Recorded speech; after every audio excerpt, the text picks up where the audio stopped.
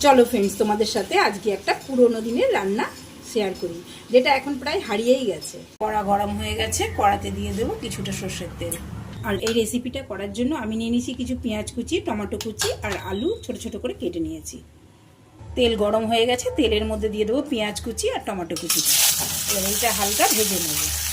পেঁয়াজটা কিছুটা ভাজা হয়ে গেছে, এবার দিয়ে দেবো কেটে রাখা আলুগুলো। এবার এর মধ্যে দিয়ে দেবো নুন আর দিয়ে দেবো হলুদ, দিয়ে এটাকে ভালো করে ভেজে নেব। এটা ভাজা হয়ে গেছে, এইবার আমি দিয়ে দেবো মাছের ডিম। এবার মাছের ডিমটা দিয়ে এটাকে আমি ভালো করে ভেজে নেব আর খুন্তির সাহায্যে এটাকে ভেঙে দেবো।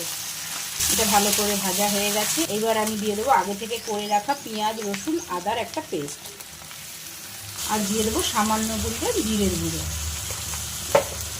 দিয়ে এইটাকে ভালো করে কষিয়ে নেব। এই দেখো ফ্রেন্ডস, এটা খুব ভালো করে কষানো হয়ে গেছে। এইবার আমি দিয়ে দেবো পরিমাণ মতো জল।